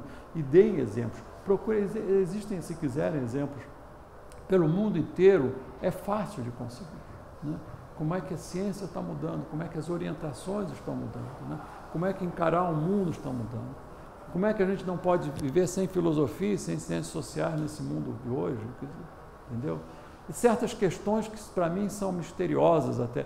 Dizem que na final da Copa aí vem 10 ou 12, sei lá, chefes de Estado. Por que vem 10 ou 12? Vier uma final de Copa do Mundo em 90 minutos? O que isso significa? O que é isso? Então, o mundo está mudando, então, e a gente precisa fazer essas questões, né? Orientar essas questões. Né? As conversas que eu recentemente, o professor Álvaro Prata, da Santa Catarina, que está no CI, ele foi recepcional. A primeira vez que eu venho ao UFABC, eu adoro esse projeto, o professor Bevilacqua. Aí começa, daí você, o professor Bevilacqua é o papo do UFABC, né? Então, eu estou aqui, então, na verdade não é uma pergunta, mas já que você é o papo, eu venho aqui pedir a bênção, né? Me deem de verdade mesmo, porque essas duas interações prévias que eu tive com o senhor foram extremamente importantes, né, desse projeto da pós-graduação. Então, aquele primeiro e-mail que nós trocamos foi quando as pessoas começaram a olhar o projeto. Não é o projeto da Pisciana, ela teve ali um respaldo do professor Bevilacqua que nem me conhecia, né? Depois da última vez, em outubro, que o senhor fez a apresentação, eu fui falar, agradecer solicitado do professor Waldman. E aí naquele dia o projeto foi, né, para os conselhos, né? Então foi importante aquela conversa com o senhor mesmo do pouco tempo.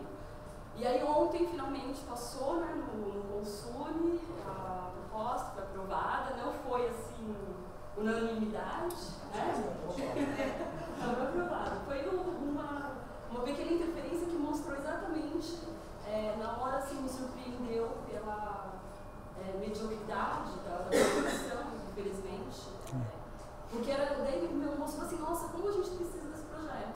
Porque por que a votação era contra, então mostrava ainda mais a importância desse projeto. Mas no final, eu acredito, né, diz aqui, não esqueci o nome dele, que toda a unanimidade é burra. Então ficou melhor ainda, eu acho, a aprovação desse projeto. Então eu gostaria, agora vai para a CAPES, né, então está saindo aqui da UFBC. Eu espero que esse encontro, então o senhor dê a bênção aí para... Não, vai. Você, deixa eu lembrar uma coisa. Que horas são, hein? São 4 horas, né? Ainda temos tempo. Você falou em CAPES, né? Isso faz parte um pouco da história do FBC, que está relatado, eu gravei ontem, né? Uma entrevista sobre a história, mas eu quero lembrar aqui, já que você vai para CAPES. Logo que se começou a universidade, a ideia geral da comunidade, né, acadêmica, naquela época, era o seguinte: bom, muito bem, pode ser que não dê certo, tem umas pessoas que duvidam do projeto, mas outras acreditam em tudo, enfim, é uma boa experiência.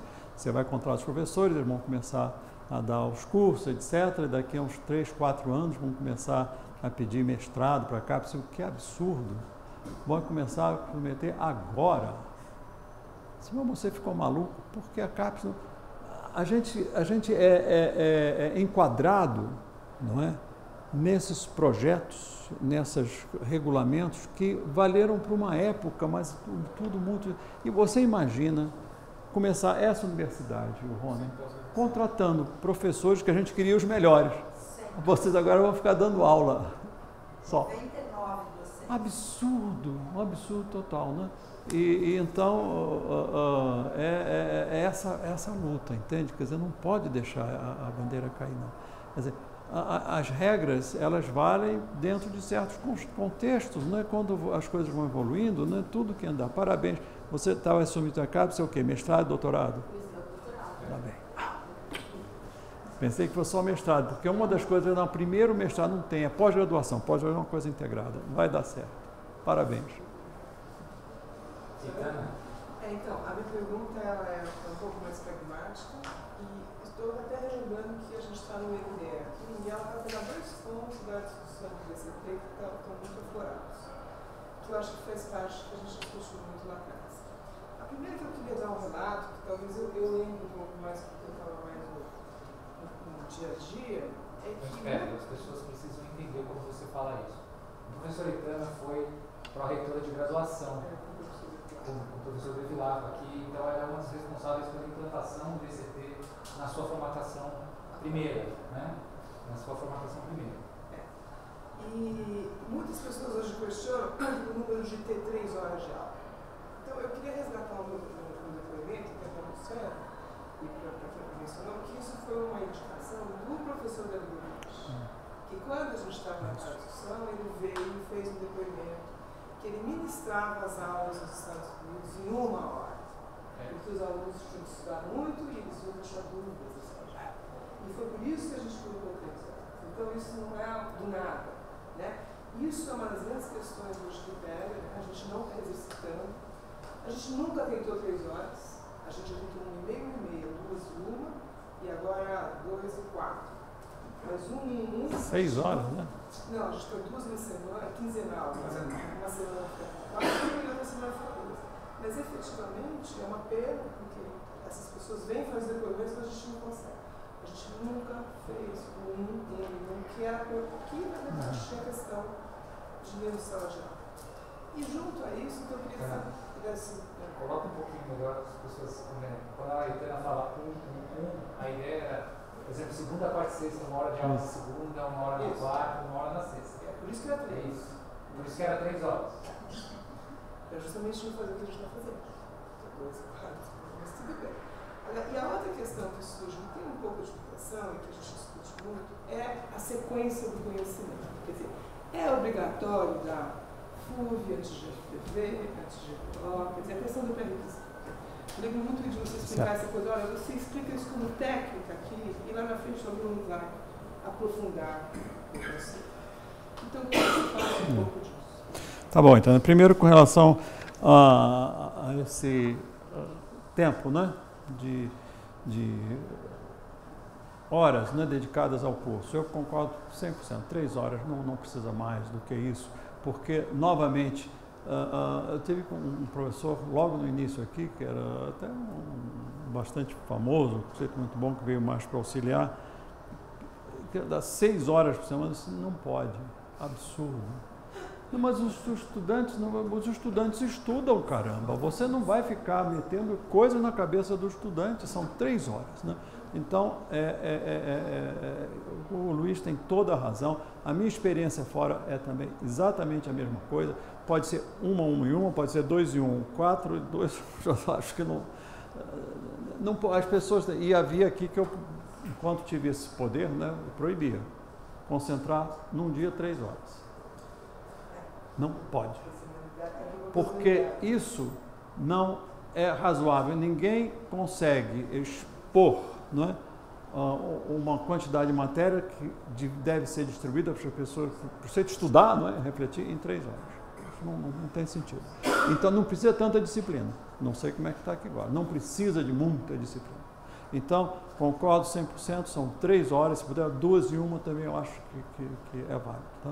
Bom, com relação ao pré-requisito, o mínimo possível, então, talvez um ou outro caso seja razoável, mas em geral não, é uma sequência que você faz dizendo que se você não sabe isso, você não vai aprender aquilo.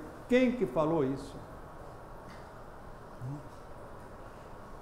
Porque o estudante disse, eu nem preciso aprender isso porque eu já estudei sozinho e eu sei.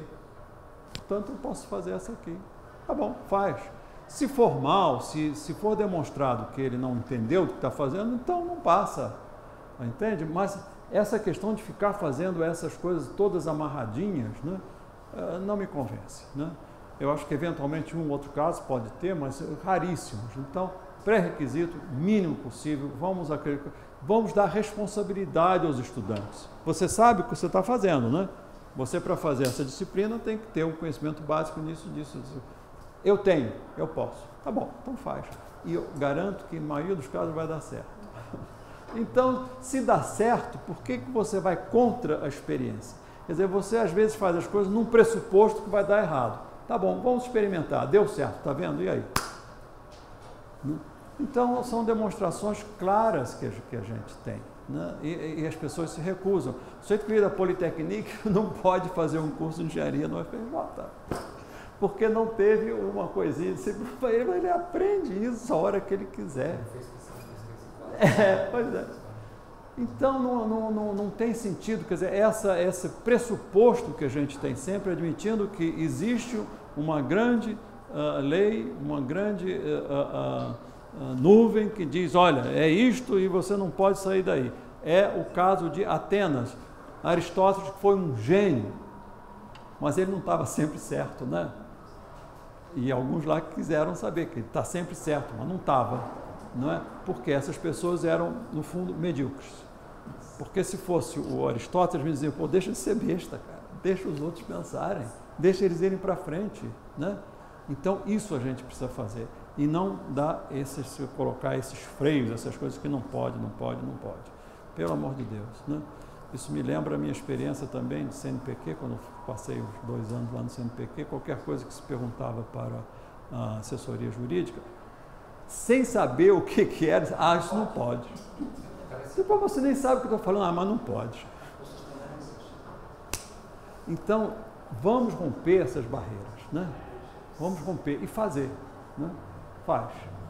Curso de estatística, faz. Não pode, não podemos, faz. Tem um desafio agora, do contraponto da nossa filósofa em relação às 3 horas contínuas. para as humanidades. Eu sei que tem discussão, mas isso é bom, isso não é unânime. Eu falo digamos, nas áreas de ciência e tecnologia, eu acho que isso é ideal. Tudo bem. Eu queria até exatamente isso. Tem 9 anos de aula de química orgânica e leciono filosofia há 15 anos. De fato, tem especificidades que eu acho que têm que ser consideradas. Claro que, de maneira geral, eu entendo perfeitamente e concordo com os pressupostos básicos desse projeto. Agora, é impossível você trabalhar os segundos analíticos ou trabalhar o teteto de Platão. Por quê? Porque a filosofia ela tem uma especificidade que você vai para o texto, você discute com os alunos, às vezes você fica horas num vocábulo que é necessário mesmo tendo o essencial. Eu entendi da sua fala que, enfim, a gente tem que dar autonomia. Isso. E eu acho que a filosofia ela tem que ser lida, né, mas às vezes 2 horas seguidas ou 3, que pode parecer muito para as chamadas ciências naturais, no caso das humanidades Tudo bem. não é. Por que não abrir uma exceção? Olha, não sei, eu acho que isso está em discussão.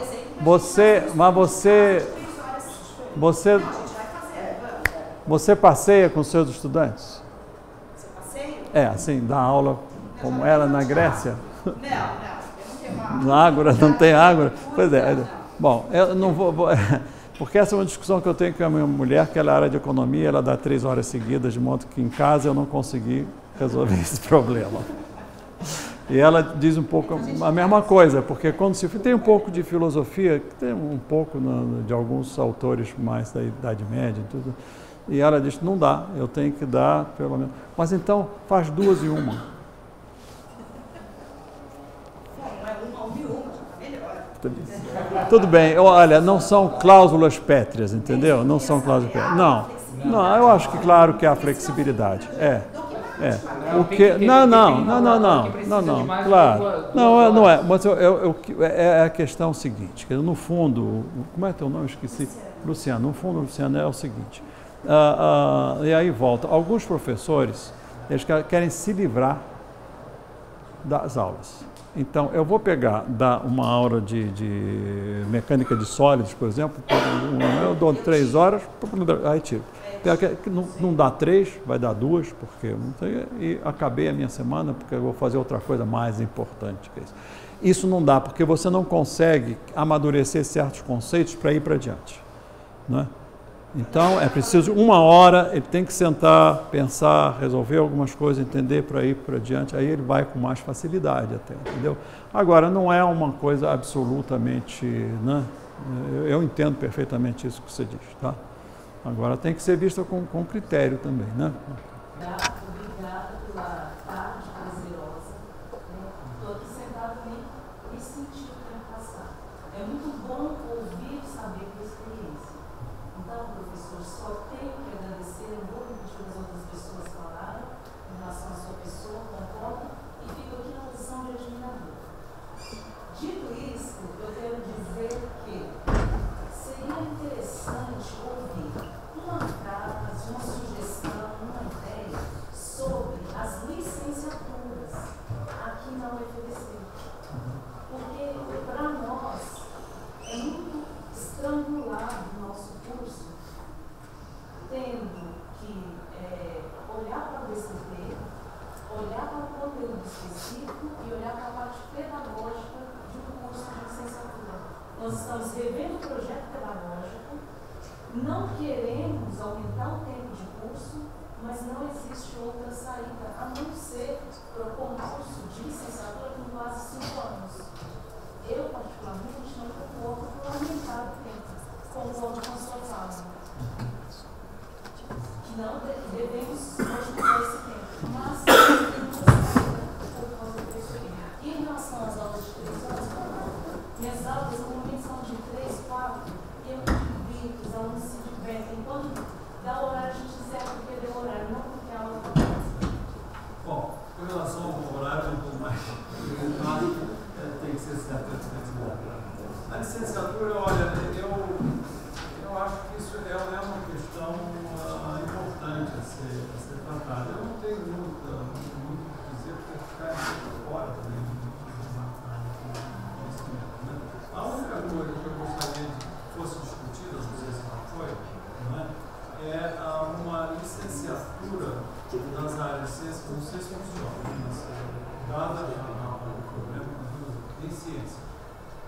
buscar uma só em física, outra em química, outra fazer alguma biologia, fazer uma licenciatura, de tal forma que as pessoas pudessem complementar o seu conhecimento. Isso é que você estuda, entendeu?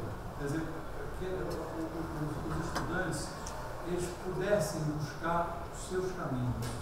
No certo lugar, onde está faltando alguma coisa? Bom, isso, eu vi isso, mas na minha vida eu estou precisando mais daqui. Ele não precisa dizer, pô, mas isso eu não tive, não vai acontecer. Ele tem que dizer assim, eu sei onde eu estou. Então, é um trabalho do ladeiro, pegar aquelas coisas que são as mais importantes. Né? Dizer, olha, isso é o que nós temos que oferecer, mas mais do que isso que nós temos que oferecer, caminho para as suas próprias pernas. Eu gosto muito de insistir nisso, a gente não pode ter esse ideal que os estudantes saem completamente formado e tem a vida. A gente não pode ser bom, acabou, você sabe daquilo, acabou. Não pode ser assim, aqui é o começo. E o FBC tem que ter uma proposta.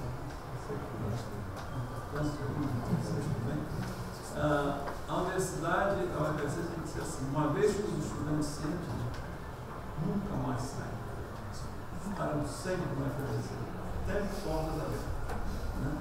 Depois de vou trabalhar, daqui a 5 anos vou para a área de ensino, daqui a 5 anos eu vou buscar muita coisa nova, como é que eu vou fazer isso? Vem aqui e diz, olha, eu quero fazer tal disciplina. Claro, você foi aluno da FBC, foi aberto.